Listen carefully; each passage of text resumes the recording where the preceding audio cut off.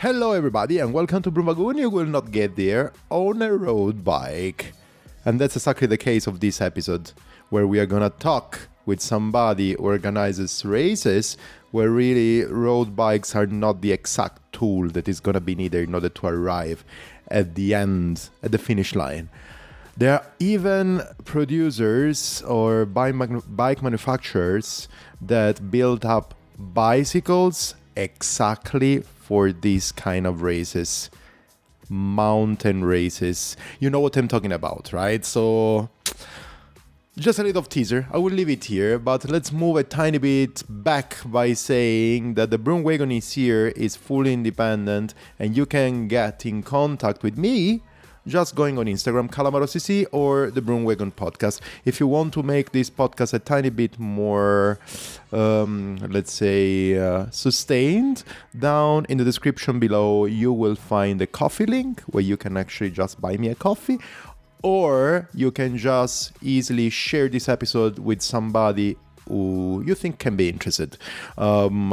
Direct messages are the best in my humble opinion, or just WhatsApps, all these kind of things, or otherwise just go on social media, put it out. That's already awesome. And if you want to put 5 stars rating, I'm not an algorithm guy, you know what you have to do. If you think it's gonna be good, alright, otherwise sharing with your friends is the best. I don't care about anything else.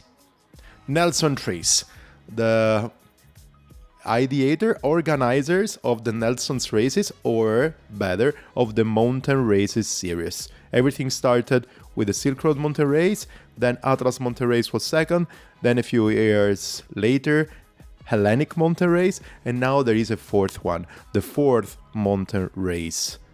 You're gonna know a bit more about that is gonna actually start in October 26th. We have still a bit of time. I sat down and talked with Nelson. Last time that I saw him, it was 2020, before all the crazy pandemic things happened.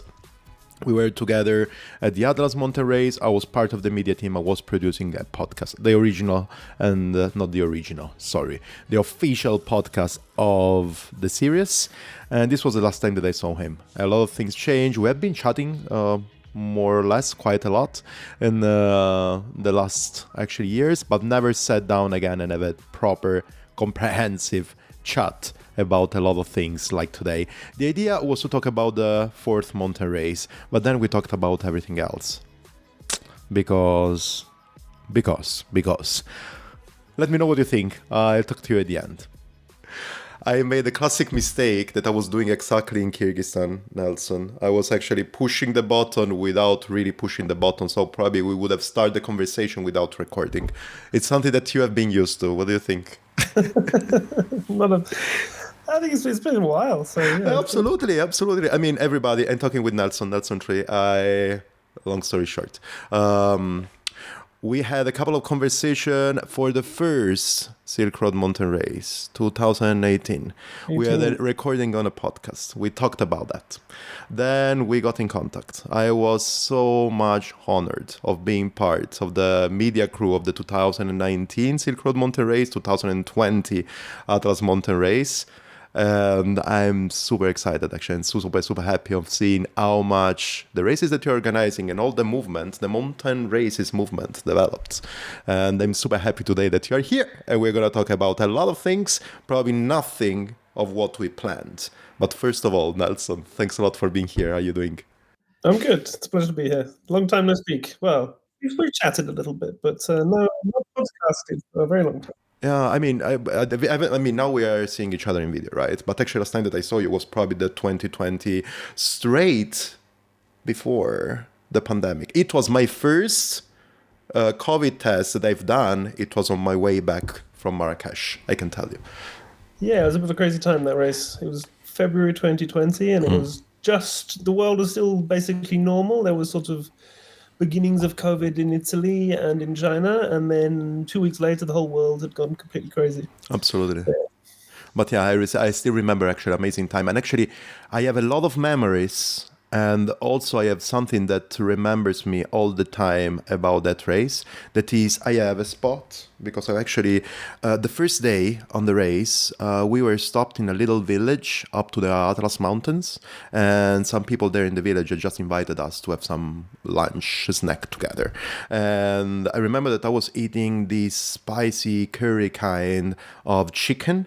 And of course, a bit of it just dropped on my pants. And still, that yellow color of that spot is still there on my shorts. So I have a lot of memories and something physical that remembers me. Oh, well, I'm gosh. impressed you still have a pair of shorts. What, 6 years later? Still going strong with the same stain. I mean, yeah. I try to take care of my stuff quite a bit, but I still have them. Yes. I have a couple of crashes on the bike as well with those shorts, but still, they're there. They're running good. It's all right. Yeah. No, but yeah, it's super amazing actually. I've been seeing actually whatever is happening there with the mountain races. As I was saying, this was the first edition of the Atlas Mountain Race. Then after that, a couple of years ago, the Hellenic Mountain Race started, and now actually we're gonna be talking as well about the fourth mountain race. We have a name, we have everything, so we're gonna discuss and talk about it as well. But first of all, Nelson, tell me everything. How you doing? And how is life? And how's everything? I mean, I'm good. I'm spending a bit of time in France at the moment. Finally passing my driver's license, which I think would probably be quite an essential for running races, really. But I never really got around to it. But sorting that out.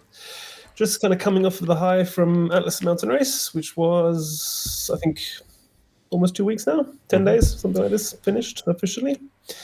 And that was just another massive race. I think the biggest one we've ever had, the most followed one we've ever had. I hope we push things up to another level in terms of coverage and sharing that story and bringing people to the race. Yeah.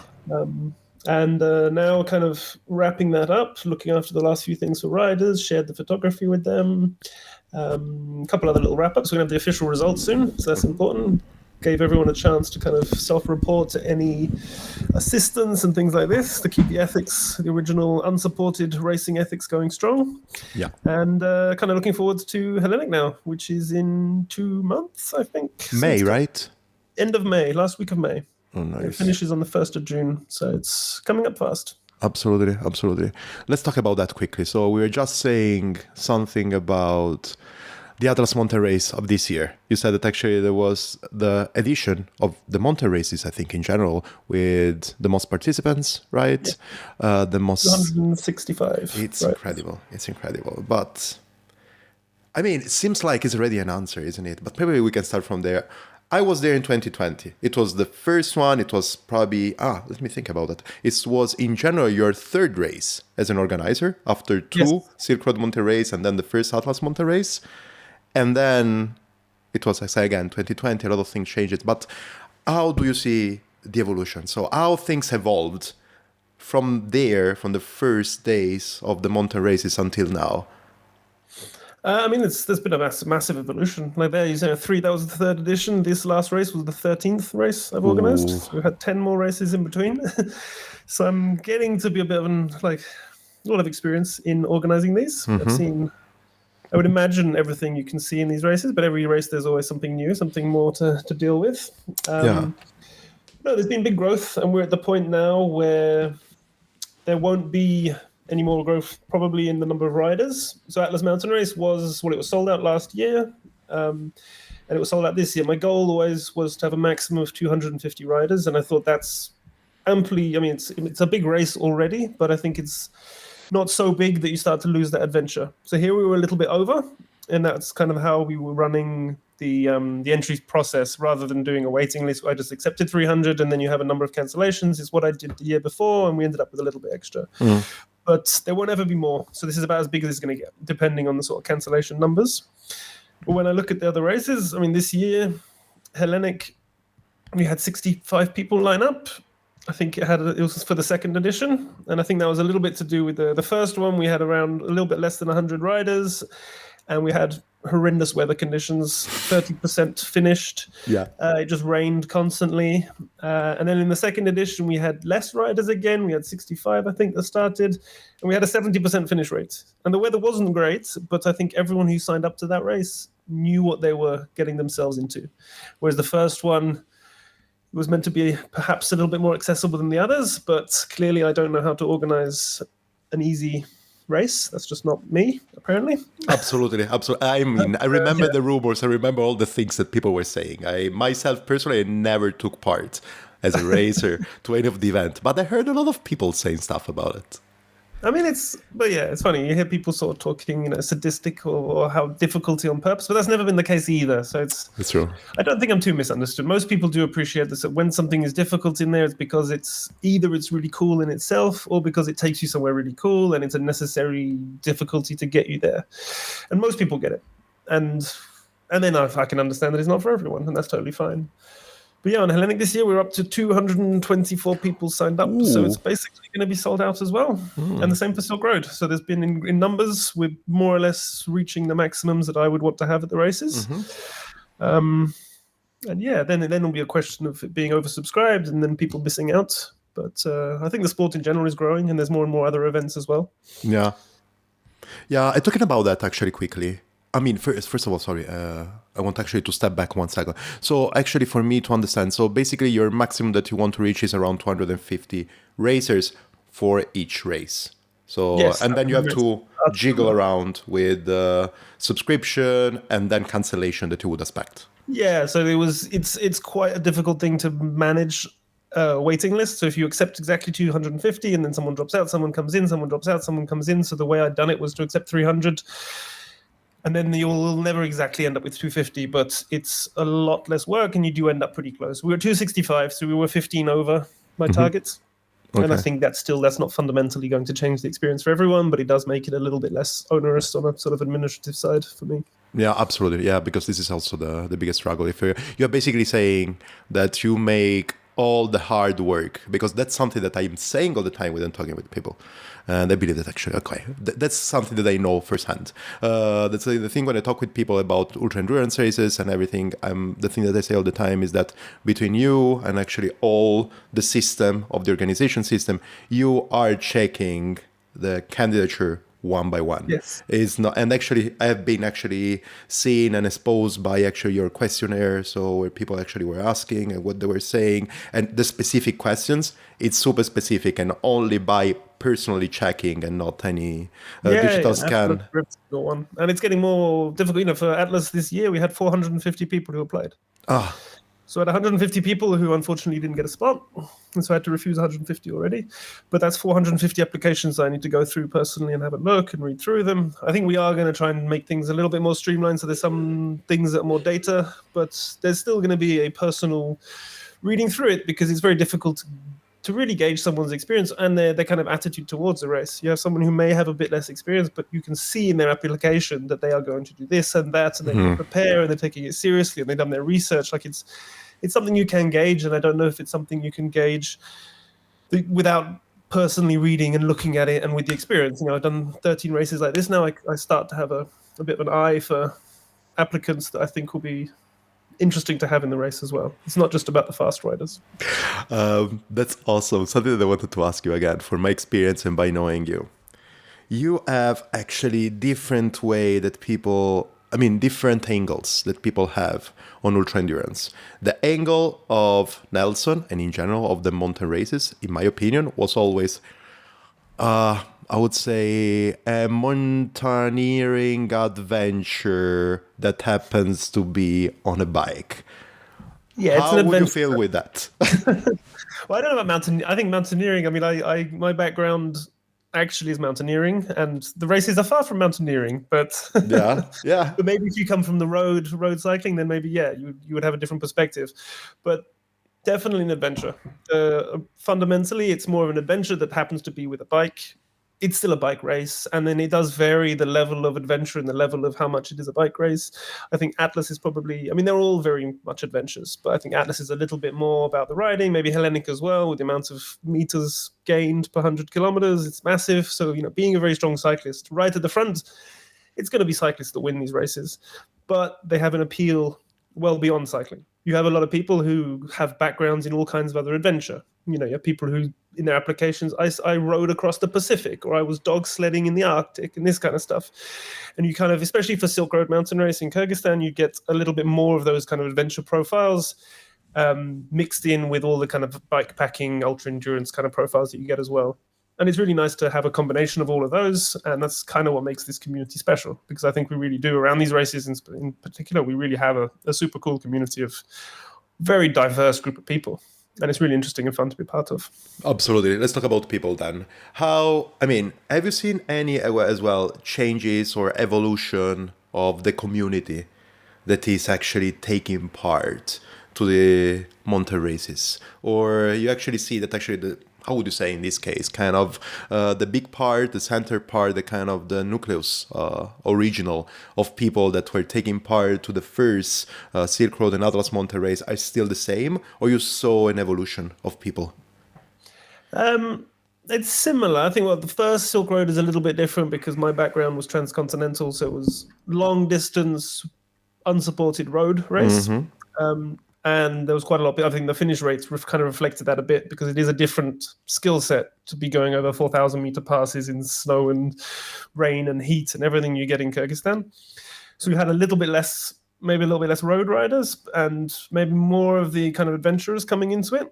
But generally, I don't think the community's changed so much. I think it's kind of strengthened itself, where this has become a discipline within a discipline. So you kind of have this group of people that go from one of my races to the other one and then come back in, and then people know each other, and then they sign up to the ones that they know that their friend that they met in one other race is there as well. It feeds into all the other bikepacking races, the similar ones, the other off-road ones, but it's starting to become a community in itself based off of the races. Now with 3 and then 4 next year, that's enough to have a calendar. To do 1 or 2 of those a year is a big thing already. Yeah. We even have people doing all 4, all 3. We're going to talk about that, actually. That's super, super important. And that's what I wanted to ask you. So exactly talking about that, then, what is then specific of the mountain races series? Because you were saying, people now, they started going to yours. There are people that are actually coming more or less every year, or just they are moving from one to the other, or deciding to do only the 3 races next year of the mountain races series. What's the specific? If you can actually, not describing it, but defining in a few words.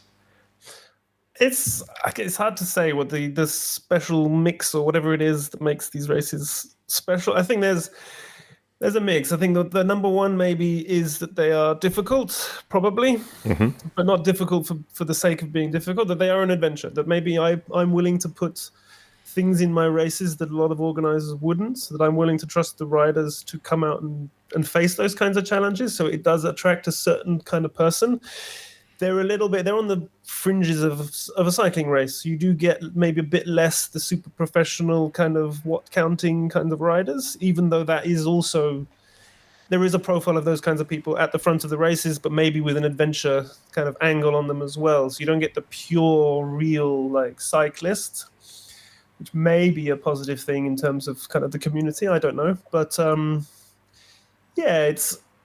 I try to strike a balance in terms of the rules as well. So there's a lot of events which don't care at all, and that, they're written as unsupported bikepacking races or bikepacking events. And there is the 10 rules that are kind of the thing that everyone has adopted from the kind of the grassroots beginning of this sport.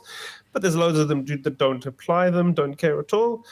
But on the same hand, I don't want to become super draconian in those rules that you lose that kind of camaraderie and shared experience. So, on riding together, for example, for sure, if there's a solo and there's a pair category and you should be solo, you should be in the pairs. But my definition of 2 solos that happen to be at the same pace, it can be for a few hours. It's not going to be everyone is absolutely cutthroat by themselves, and if 5 minutes riding, then you should start worrying and you should start speeding up or slowing down to avoid people. So I try to be common sense and I try to be relatively flexible, but it's a race. Mm-hmm. And you do have to have that background. And if you don't take it seriously, then you might as well go for a big group ride, and the atmosphere may be great, but it's a different sport. And I think that you can potentially be robbing people of those circumstances which are difficult, which you have to overcome. And if everyone can just lend each other a helping hand, then you lose out a lot on what makes these kinds of races special. It's that when things get difficult, you have to try and figure out a solution. And the kind of self-growth and personal learning you get from that is something really special. It's something that I experienced when I was racing, and I think it's a big part of this. And I think it's a big part of the attraction. I can say actually something about that as well. And this is actually the spirit that actually also I felt when I was actually inside of this machine. And it's not only figuring out things when things get complex for the riders, but also for the organizer. I mean, something that, apart from the little things that I'm not going to mention, I wrote an article about that. We talked about that in the podcast, in my podcast, in the Taurus Mountain Race. Silk Road Mountain Race podcast. But it's actually also for the organizer. I mean, just mentioning quickly what happened last year, the Taurus Mountain Race. At a certain point, you need to take decision. You have to postpone the start, and then if still there is some complication, you have to do something else. That's the adventure. So basically, it's your spirit as cyclist, adventure, anyways, part of the sport. Also translated it, what is the race and what is organizing the race. Yeah, for sure. There's some decisions made on the organizational side that I'm not sure every organizer would ever have taken. Absolutely. The last start of Atlas Mountain Race, where officially we didn't have authorization, and I did not start that race. I just presented the facts to the riders, and the riders decided to start. I did have to do a lot of sorting things out with the authorities, understandably afterwards, which I can completely understand. But yeah, I know that not every organizer would have taken that decision for sure. Yeah, absolutely. So we talked about the 3 races, right? Now probably we need to start talking about the 4th, and then I have other questions that are going back and forth. First of all, everybody knew about this new event, like the 4th mountain race, right? Then at a certain point, I was listening to Josh's podcast together with Becky, and they were speculating on the name, the Taurus Mountain Race. And then it happened that the Instagram handle became the Taurus Mountain Race. Who came first? So where the names is coming from? From you, from them? Josh made the race or not? Who was actually spoiling the name, or he was deciding for the name? No. So he did guess it. I talk a fair bit with Josh as well. No, it was kind of funny because there's a thing in Instagram where, so I just called the Instagram account for it the 4th mountain race. Yes. And I was kind of teasing and just posting stories of me scouting it and getting people excited. I was only sharing on my personal account, so the few people that followed me then were like having a little look and started talking about it. I'd already done a terrible job of keeping it secret before anyway. People already knew before there was even a social media presence. Okay. But then I'd parked the name Taurus Mountain Race on another Instagram account with no followers. Okay. But then Instagram's policy changed a bit. That the day that then I wanted to make that first post official with the dates in collaboration with all the other races to kind of say, hey, the race is happening. I couldn't use the Taurus Mountain Race name because I removed it from the other account, but there's a 2-week cooling off period now on Instagram. So for 2 weeks, I had to wait, and I launched it, and so, yeah. But I'd mentioned where it was going to take place to Josh, and it doesn't take too much creativity to know that the mountains in that area are the Taurus Mountains, and so he figured it out and suggested it. But yeah, he was right. And but it was already called that before. Okay. Now, just for me to understand, I mean, it's also a media job trying to understand what comes first. But that's nice. That's a nice story, anyways. So tell me more about the race. It's gonna be I'm not gonna say anything. Basically, your turn now. Is the first time you're talking about that in a podcast, or can I feel? Have I? No. I mean, apart from the mountain races podcast, probably you talked about that there. Did I mention it? I can't even remember. I don't remember. We're going to be talking about it more officially pretty soon, I think. Mm-hmm. Need to talk to Mel, my media manager, who's going to have much better plans than I would come up with for this. But yeah, it is in Turkey. Mm-hmm. It will be a week-long race, kind of the same format as Atlas and Hellenic. Mm-hmm. So we'll still only have Silk Road, that is the big 2-week kind of original event, I guess. And likely, it's set. It's going to be October 2026 in terms of dates. So we still have quite a while before it comes up. Mm-hmm. The weather's really good at that time of year. It's kind of starting to cool off a bit because in Turkey it can be very hot earlier in the summer. It gives a bit of a gap between the other races, so it's theoretically possible to do all 4 if you really want to. Mm-hmm. But yeah, we're going to start from, I don't think this has been publicly said much yet, but people have guessed it a fair bit. It will start in Antalya. Yes. For people who don't know, that's in the south middle of Turkey, more or less, on the south coast. And then we're going to go east through the Taurus Mountains, loop through the Aladalar range, the end of the east of the Taurus Mountains, and finish somewhere on the coast between Adana and Mersin. Okay, super nice. And it is, well, it's just, I mean, for anyone who's been to Turkey before, lovely people, amazing food, fantastic culture, lots of history. And these mountains, which are probably not that well known, big mountains, big, wild, remote mountains. And I think in terms of difficulty or kind of terrain, we're somewhere between, it's getting closer to Silk Road maybe, but shorter. I think the highest point so far is 3,300. Okay. So pretty high. Absolutely. No, it's super interesting. How did you come with the idea? Did you come with the idea of doing it in Turkey? So why Turkey? I've always liked Turkey. I've traveled to Turkey quite a lot. From Kyrgyzstan, it's a really good place to go and to visit. It's visa-free for a lot of people, which is very important. When you have a lot of Kyrgyz friends, Kyrgyz passport is not the best passport when it comes to visiting places. You need visas for most of the planet. So Turkey's a really good place for that. And it's a massive country with so much potential, so many different mountain ranges. The idea also was I wanted a place that we could start in one place and we could potentially move the whole route somewhere else. And we had room for multiple iterations of the race. At the moment we're in the south, and I'm sure that area has a wealth of potential routes and changes and things that we can bring, because it is something I always like, is to be able to change the routes. We don't just have, this is the route and this is what we always do. Change to some degree. But no, it's a welcoming country. Logistically, it's easy. It's beautiful. Has great mountains. Lots of wealth of possibilities for changes. I think it doesn't need more than that, really. No, absolutely. It's super nice. And actually, also, I think that having the opportunity of doing a race like this in October, it's also appealing, isn't it? I mean, otherwise you have to just concentrate. It's classic, right? I mean, most of the time, the classic calendar of the ultra endurance race, especially the off-road one, is not that big. It actually goes from end of spring until end of summer, because otherwise it starts raining, and especially for off-road could be a big mess. I mean, there are also races that are quite peculiar, especially for the weather. And I'm talking about the Scottish one, the Highland Trail 550. Exactly, the Highland Trail 550 is, if it's not raining, it's probably not a Highland Trail. But also on the other side, you want to give actually the opportunity of people of also enjoying the good landscapes and stuff. So October in Turkey, I was there. I remember one of the last times that I was in Turkey, I was there exactly in October, exactly in Antalya, in that coast. And still, it was super easy to go on the beach if you want, and the weather is awesome. And it's beautiful still. It's super amazing. So that's also another thing. But also because I believe, talking about Turkey, and you were mentioning that, it's as wild and it can be as wild and as remote as you want. That's actually the main characteristic, isn't it, of the Taurus Mountain Range? Oh, it is very remote. You know, I had some sections, more alpine kind of mountains, forested, but I also had this big long section on this high plateau, and it looks like Morocco. Honestly, it's super. This is dry, rocky kind of desert, but higher up, because there's a bit more altitude than there is in Morocco.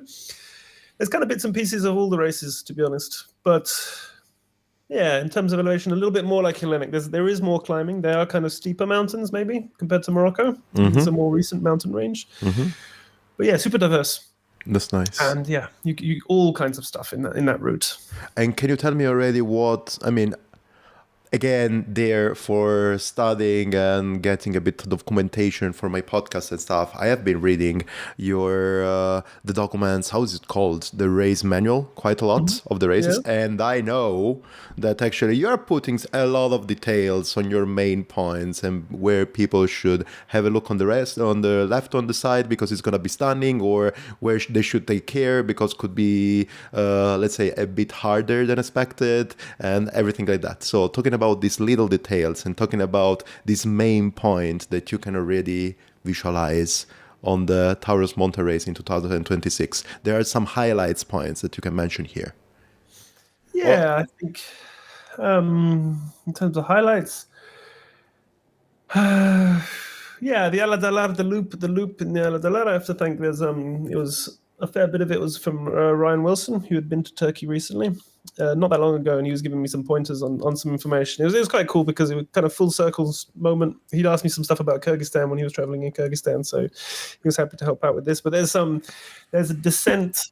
I'd have to look at the map again to remember the names of the place. But there's a descent from the highest point, a little bit after the highest point, going sort of north, and you come down, and I did it just at dusk, so I don't have the best images of it, but you drop out of these mountains in this super steep descent, and you're between these two high jagged peaks, and it's up there with the best of Kyrgyzstan as well, which is about as good as I can give in terms of a compliment, because Kyrgyzstan is pretty out there in terms of beauty of 100%. Natural setting. But yeah, that's probably a highlight. There's also really cool. There's a road on the side of a canyon. This road has been built into this cliff face. That's really cool. That's quite early on in the route. And yeah, just these wild open vistas. The section that looks like Morocco is very cool as well. You really feel like you're in the middle of nowhere. It's like a good 50, 60K at least, maybe more than that.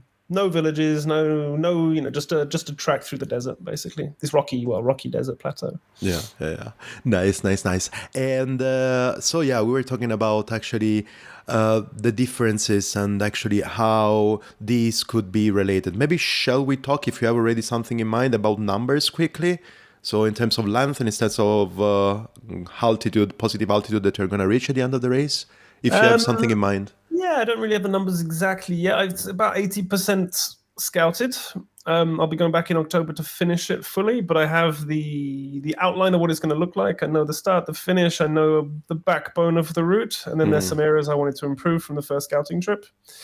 But yeah, looking at around the kind of numbers from Atlas, probably about the same distance, and then maybe a bit more elevation. But I have to see. It's going to be difficult to kind of.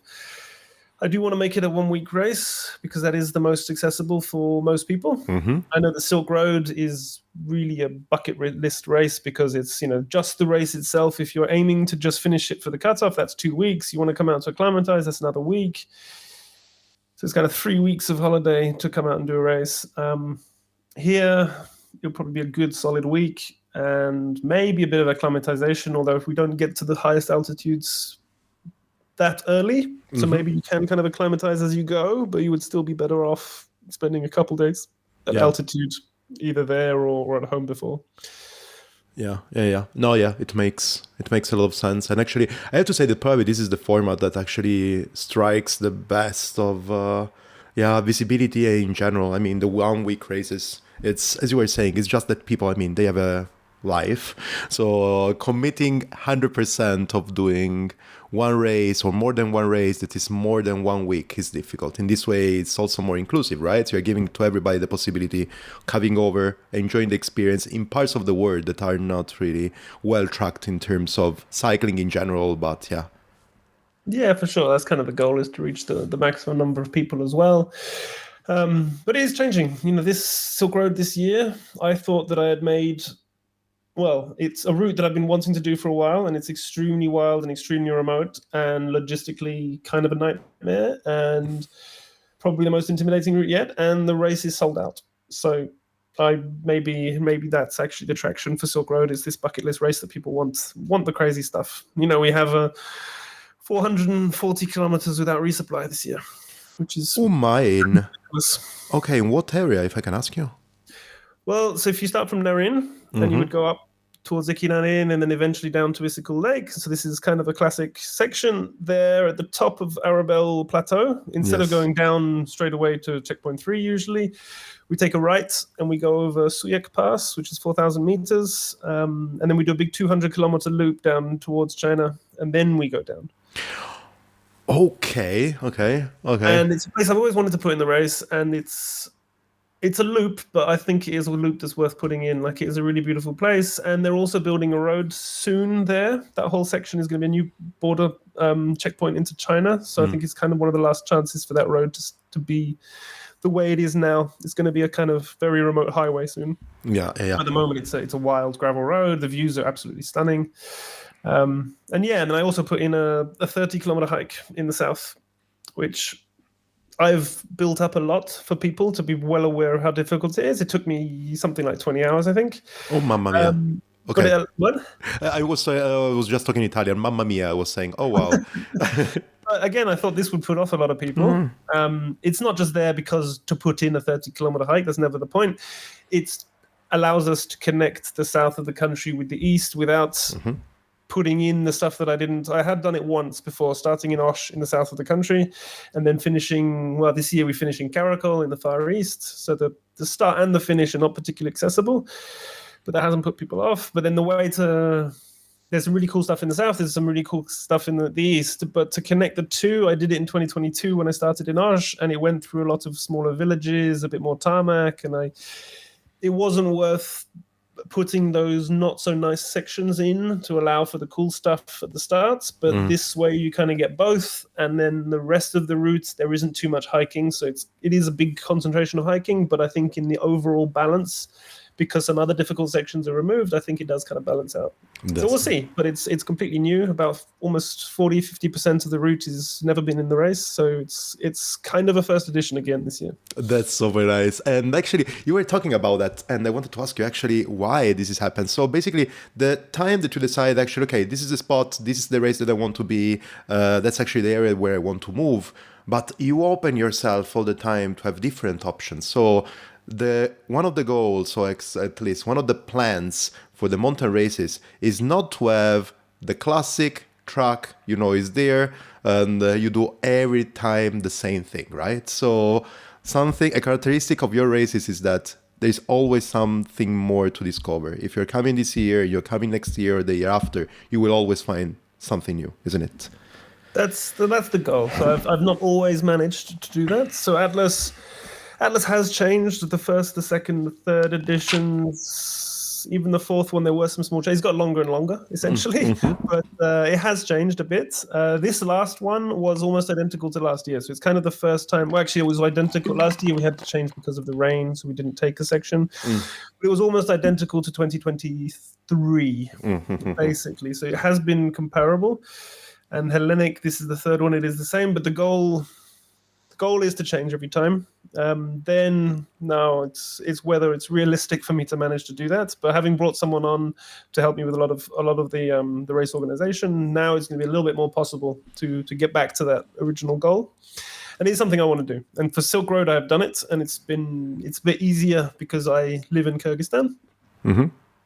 But it's definitely a goal for now. I think Atlas, I'm going to be going back very soon, and I left my bike over in Marrakesh. Nice. So it's at the hotel, the Start Line Hotel still, and I want to at least start change up the start and put something new in there. There is a pass that I've found, which I'm not entirely sure people will appreciate or not. So the highest point of the race currently is Telwet Pass at 2,400 meters. At the beginning, right? Usually. Right at the beginning. So it's the high point of the race, and it's a bit of a tough start, to be honest, compared to the rest of the route. And so I found another pass near Marrakesh that's 3,500, 3,600 actually. So maybe, well, we'll see. I've done it. It's a bit of a hike. Okay. But I'm still hesitant whether to put it in or not. I have to see. Yeah. But you still... sorry, go ahead.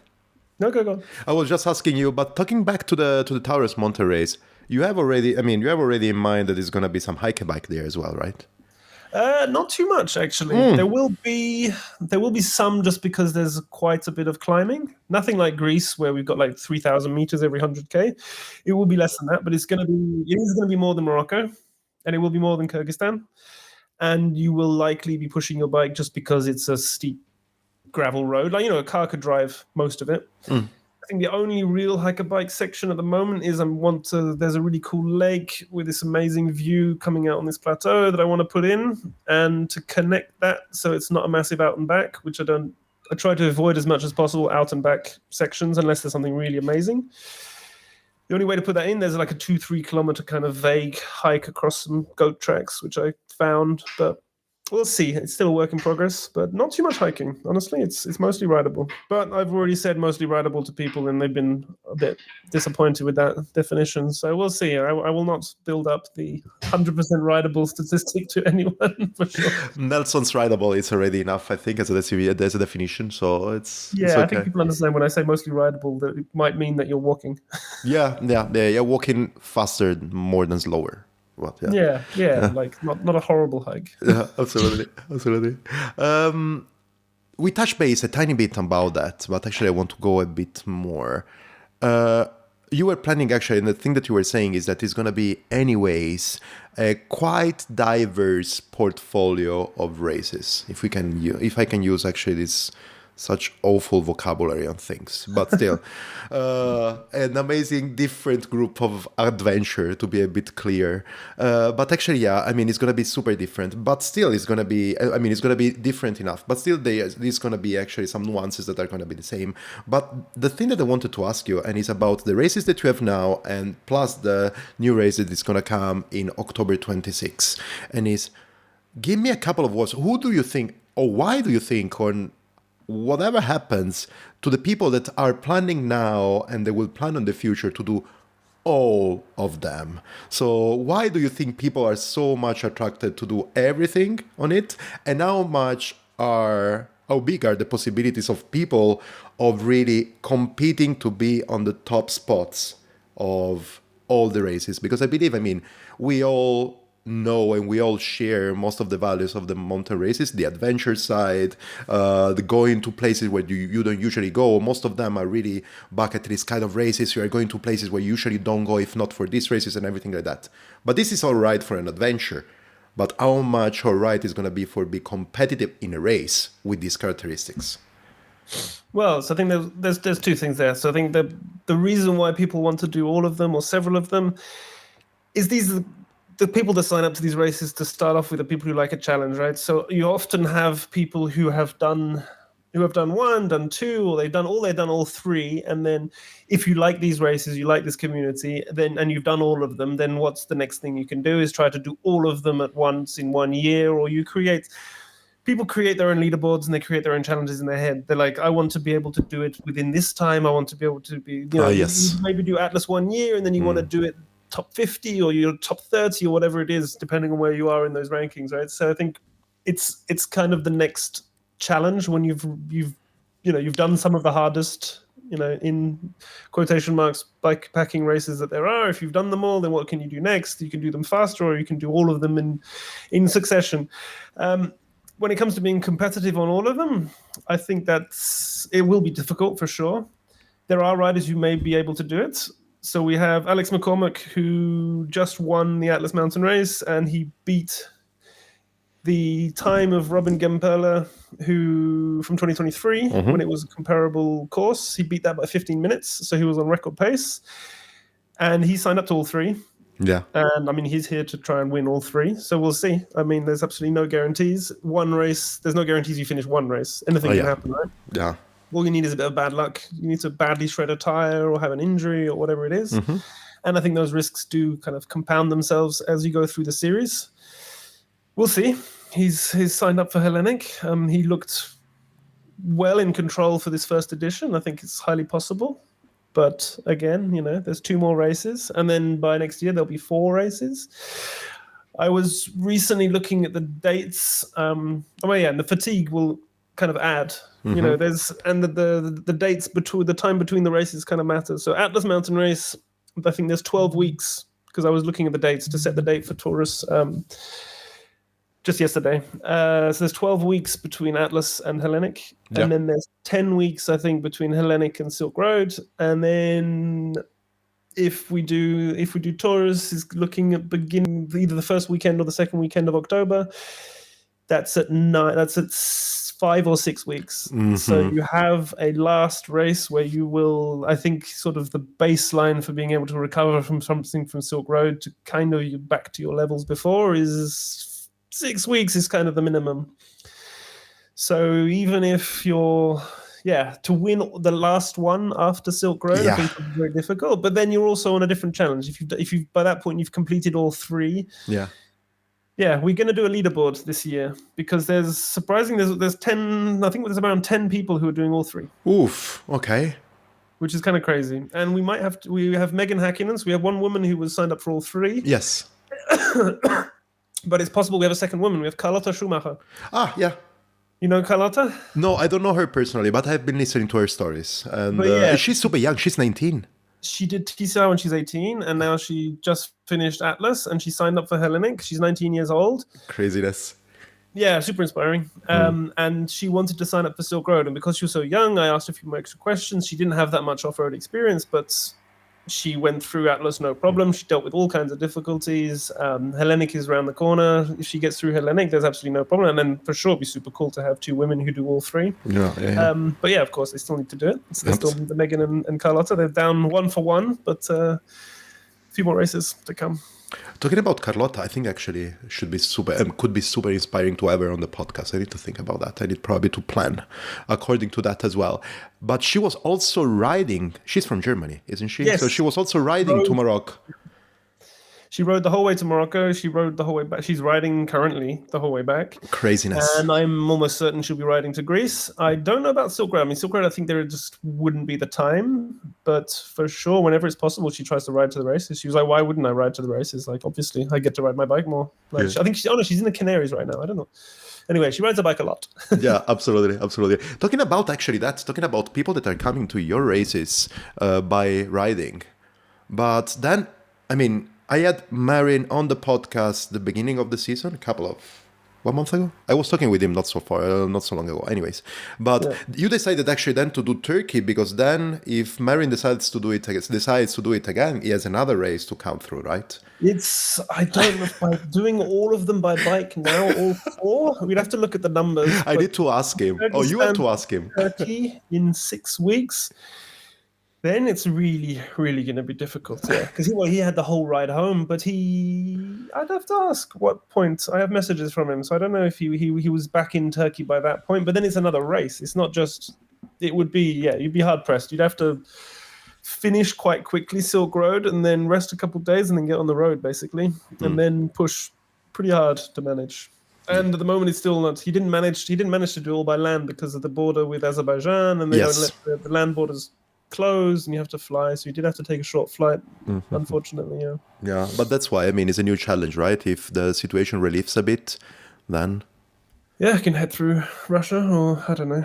Yeah, let's talk about this thing another time. That's another topic right Exactly. A whole other topic. Absolutely. No, but that's super nice. Something that actually I really loved, and I think that this is really building up on the epicness of the mountain races. Now we talked about the people that are gonna hopefully and probably take part of the 3 races, right? And everybody who completes this or even win it is actually accomplishing the triple Nelson. And then is the full Nelson. I mean, how epic is this? How do you feel about that? It's kind of funny. I don't.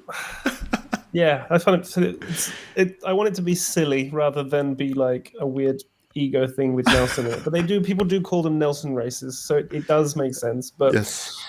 The triple Nelson, because it's a wrestling move, right? There's the half Nelson and the full Nelson. It's some kind of a strangling or something. Like I'm not a wrestling guy, but no. I know that a half Nelson and a full Nelson. It's one of those like submission poses things where you like threaten to break someone's arm or something. I don't know, but it's a wrestling move. But it's silly then. Then it becomes silly. But then if we do, and we should come up with some kind of a trophy. So it has to be something silly. I'm not gonna make it like you have to like.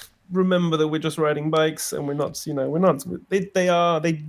funny because they are, on the one hand, they are very meaningful, and I know that, and I respect that for people, that they are these huge challenges, and they do, change people's lives. I've heard so many people tell me this. It sounds sort of, stereotypical to say that stuff, but it really does. But then on the other hand, we are just taking a very circuitous and not the most direct route from A to B, pointlessly through the mountains. Like, it doesn't serve a purpose as well, right? It's like all sports, it's just for the hell of it as well, and the competition and the joy of the adventure. So you can't take it too seriously either. And so I wanted to keep keep people's feet on the ground as well. It is a massive achievement, and I really do respect it. And it's incredible what the riders are doing, but at the same time, we're just riding bikes.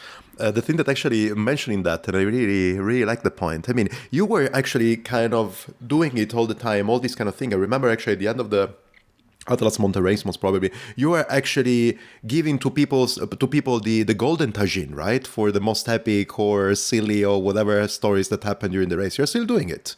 Yeah, we're still doing it. So now we've upgraded the winners' trophies. This year they were not just tagines; they were a little bit nicer. So okay. finally recognizing the winners' efforts a little bit better as they deserve. But we still have the golden tagines. Yeah, so we have a golden tagines for any kinds of problem solving, overcoming difficulties, doing crazy stuff, or also just we do give them also for great stories as well. So the sort of criteria for getting a golden tagine vary wildly. Okay. And we do have, we have from really, really amazing stories. At Atlas, it was kind of funny because there was no particular order to it, and I like this not being too professional. I don't want this to become these races with this faceless, incredibly professional, incredibly serious machine that you see in the really big organizations. I want to keep that kind of human factor as well. So some things are are done kind of ad hoc, So we had on the one hand this amazing story of this Irish rider who I think 3 years ago he had a very bad injury, and the doctors had told him you'll never walk again, you will never do the kinds of adventures that you were able to do before. It's never going to happen. And 3 years later he finished Atlas Mountain Race. Oh, so nice. Super inspiring story, incredible achievement, really meaningful. He's overcome so much. And then the next story was about a rider who saw a goat who gave birth to another goat, and he was just this hilarious story of him and what he kind of the meaning that it gave for him, and kind of the juxtaposition of those two things tell you that there are some more serious than other golden tagines. But yeah. Nice. Yeah, that's what I was meaning. Yes, okay, we can make it as serious as possible or whatever, but this level of silliness, or at least something like pleasure of a nice story for everything happens there. That's why we are there, right? We're there for an adventure, to see things that usually we don't see in the everyday life. So that's why it's nice. A little break from that super serious life as well. Yeah.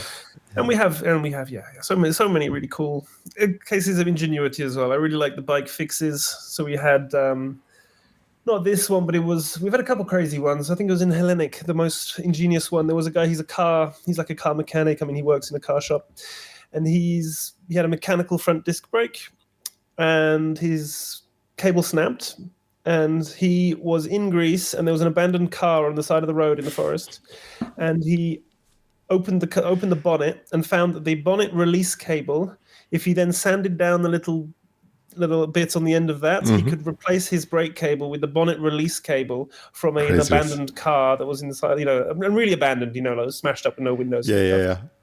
Just in case anyone was worried we were stealing bonnet cables. It was not a running car. It was not actually the car of the neighbors. No. So he replaced the cable with the cable that he found on a car on the side of the road, and then was able to carry on racing with his front brake. Like this kind of stuff that we want to... This is the kind of ingenuity that we really like as well. That's nice. Or walking stupidly long distances. Some people, they break their bike, they can't figure it out, and then they decide... No, that's not the end of my race. I will carry on. I've only got 100 kilometers. Why not walk it? Yeah. It's not for everyone, but if someone does do that, I think it's worthy of recognition. Yeah, there was actually, remember in 2020, RJ. I don't remember. RJ Sauer, exactly. And he was doing something similar. He walked 80 or 80k maybe. Yeah. But he was walking, aiming to get to a bike shop, got to a town to try and fix it. Then there was nothing there, and then he just carried on. And I think it was 2 or 3 times, and he eventually added up to 80 kilometers or something like this. Yeah, absolutely. And then he got actually some replacements moving to, I don't remember, to Marrakesh or I think whatever. Tafraud maybe. This is Tafraud. town. But in Kyrgyzstan, our record so far is 200 kilometers. Oh, mamma mia. Really? Okay. He came over, it was a Czech rider. I can't remember his name, but it was a Czech rider. He came over Kyrgyzstan Pass. And then it was pretty flat for a long time. His cassette was broken, so when he pedaled backwards or forwards, the wheels didn't do anything, basically. And he walked almost 200 kilometers to the finish line. And he had 2 days. He borrowed 2 pairs of shoes from different people and came into the finish line barefoot at the end. And got hero's welcome, and it was a good time. It was the biggest crowd for any finisher was for him. Okay. And he finished on time. He finished on time. Yeah. He had time to spare when his cassette broke. So he was like, he could have hitched a lift to Bishkek, which was really close, got a new wheel, fixed that, come back. I don't know if he didn't think of that or if he didn't want to do it that way. He wanted to do it like under his own power or whatever the mentality was. But, all for just a great story. But he decided to walk, and he walked 200K. That's super nice. I mean, I think that actually we can keep on this podcast just listening to these stories. This is the best part. And I can understand actually why you're keeping on doing and starting new races and try just to get as many people as possible to different countries and just to let them live their experience, live their adventures, and actually listening to how things are having fun or whatever, they're doing things differently. Yeah, that's the goal. My aim is to basically you set the stage and you set the context and the kind of guidelines and create the whatever it is, the setting for a grand adventure, and then it's up to the riders to fill that blank space with whatever they want. And within the kind of everyone buys into it. You have these rules and you have this is what we're doing, and then how you do that in the details is up to you. And then you just have hopefully a great time, learn a lot about yourself, overcome some difficulties, and meet a bunch of cool people. Yeah. And a really cool place. That's nice. Cool. That's nice. I want to ask you actually last question. I mean, the classic last question would be, okay, you made the 4th now. Are you already planning the 5th? I'm not going to ask you this question. I will let it there because it is this. But I want to know a bit more of actually, you have been now organizing these races. It has been 6 years. 7 almost. 7, yeah. There was one Silk Road off because of COVID, but number 7, I think. I don't know anymore. Yeah, but I mean now, so basically you are super well known as probably the organizer of the most iconic, but for sure they say that the toughest races on ultra endurance. That's not my goal. Okay, but I wanted to know about you. Actually, are you planning to do any race yourself or any adventure or anything like that soon? Because I remember when we met, you were still doing. Again, we were talking about the Highland Trail. You were telling me at a certain point that you wanted to go back in the States. So to do... Yeah. So, I did Highland Trail twice. Yeah. The last race was Italy Divide, which was ages ago. Well, ride, I would say. Mm-hmm. But, that's a few years ago. And... Tour Divide is still in your plan, or? Tour Divide is vaguely, but it's with 4 races... difficult. I need to still, and I said this is at least 2 years I've been saying this, I need to reorganize myself and be less organizing and more racing.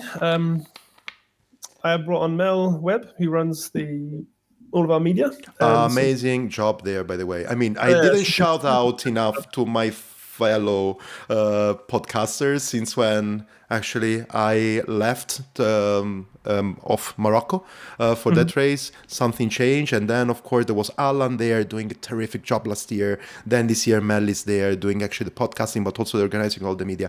Amazing things are coming out of it, really. Media, everything. So no, I did an incredible job, and I think he's one of the big reasons that the race is again the media's already from a higher level is going even higher. And we're telling that story in a more coherent and positive way. Yeah. But maybe I'll be doing a little bit less or having a little bit time to focus on other things. But I've been thinking about, this year, if there's a race in October, and it's my last chance to kind of do Arizona Trail Race, which is kind of looking at it. But I also need to scout Turkey. So difficult. Maybe Bright Midnight, if Justinas is up for giving me a spot. I know his race is full, so maybe on the waiting list for that.